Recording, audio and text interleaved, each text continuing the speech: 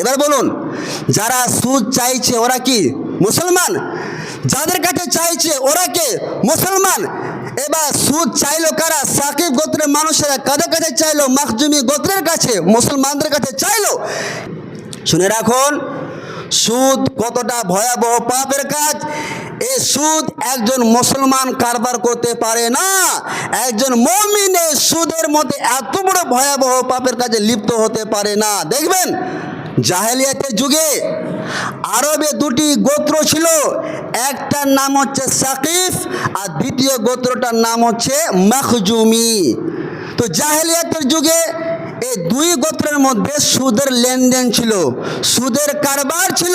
ফালাম্মা জাল ইসলাম, যখন তাদের কাছে ইসলাম ধর্মটা আসলো, ইসলামের বাণী যখন তাদের কাছে আসলো, তো দাখালু ফিহে, সাকিব গোত্র মাখজুমি গোত্র উভয় গোত্র ইসলাম ধর্ম গ্রহণ করে নিল।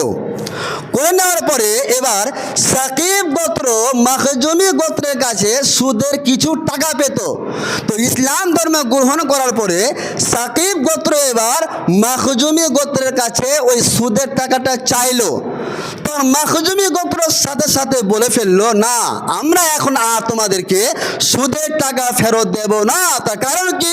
ফালাম্মা জাল ইসলাম দাখালু ফিহি, আমরা জাহেলিয়াতের যুগে সুদের লেনদেন করেছিলাম, এখন আমরা মুসলমান, সুদ তোমাদের দেব না। এবার বলুন, যারা সুদ চাইছে ওরা কি মুসলমান? যাদের কাছে চাইছে ওরা কে মুসলমান? এবার সুদ চাইলো কারা? সাকিব গোত্রের মানুষেরা। কাদের কাছে চাইলো? মাখজুমি গোত্রের কাছে, মুসলমানদের কাছে চাইলো। কিন্তু তারা যখন দিতে চাইলো না, তখন সেই সময়ে আরবের গভর্নর ছিল আতাবিত ইবনু আসিদ।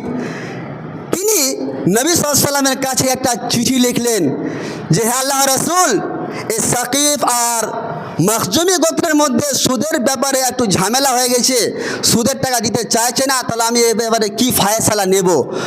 তখন নবী সাল্লাল্লাহু আলাইহি ওয়াসাল্লাম চিঠিটা পেলেন, পড়লেন, সাথে সাথে আল্লাহ রাব্বুল আলামিন একটি আয়াত অবতীর্ণ করে দিলেন, ইয়া আইয়ুহাল্লাযিনা আমানু তাকুল্লাহ ওয়া যারু মা বাকিয়া মিনার রিবা ইন কুনতুম মুমিনিন।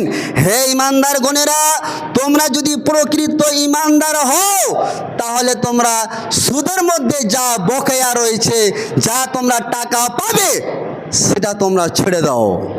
তাহলে বুঝা গেল, একজন মুসলমান সুদের লেনদেন করতে পারে না। একজন মুসলমান সুদের লেনদেন, বন্ধন ব্যাংক থেকে টাকা লোন উঠাতে পারে না।